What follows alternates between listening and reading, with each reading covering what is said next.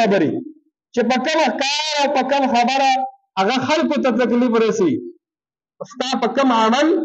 په کوم کار چې خلکو ته تکلیف رسي په کار دا چې هغې نه څوکي انسان رستو شي اوس دا نشي ویلی دا خبره دا ټولې خبرې هر سړی ما خو تاسو چې هر سړی پوهېږي هغه په لاره کې ګندګي غورځوي کور صفا کړي لار څښا کړي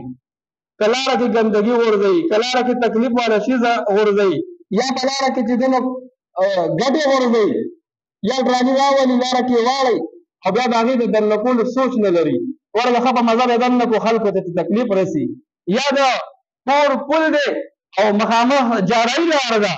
مین لاره ده او هغې ته چې ته نه ته در هغه ځای پورې بوځي دا ټولې خبرې به دې کې داخل دي رښتیا به وایي نو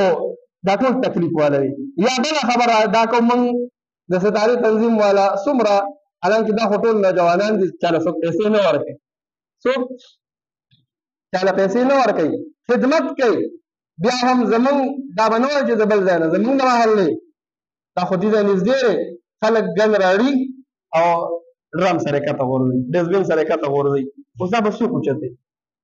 ټرکټر والا خو به راشي هغه خو به جیک باندې ټرالي اوچته کړي نو لاړ شي ډېری به دلته جمع کېږي بد به څو ښکاري زمونږ د ناړو کلي ولې دا خو مین ځای دی او داسې په کوم ګاډي راولي کور صفایي وکړي نو چې ګاډي هلته کې بوځي نو ځان سره خو بل کس نه بوځي بیلچه یې ځان سره نه وړي چې ورګه هغې ته یې ورغوځار کړي نو خوا کې یې ورسره واړوي حالانکې دا څومره بده خبره ده کور صفا کې او لار ګنده کې بده خبره ده کار دا وي حالانکې شریعت تا ته وایي د ځان صفایي ضروري ده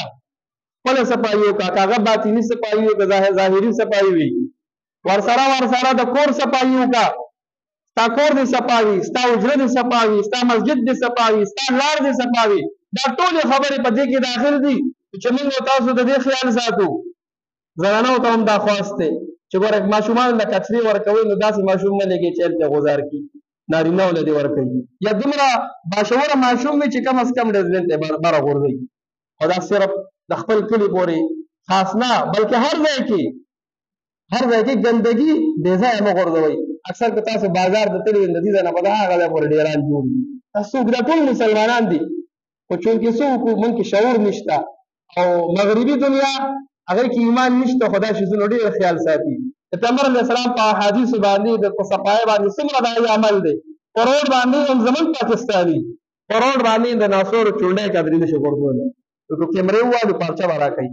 او دلته موږ ګند څه کوو ګند راوړو د کوڅې مخې ته ږدو لارې ته راغورځو نو دې باندې به موږ بد ښکارو کوشش کوو په دې خبرو باندې عمل کوو خپل ماشومانو له شعور ورکوو پویه کوو خپل د هغوی ته یو تربیت ورکوو چې ګورئ بې ځایه به ګند نه غورځوي دا ټولې خبرې چې په دې باندې څه کوو عمل کوو الله دې د عمل کولو توفیق را نصیب کړي واخر دعوانا الحمدلله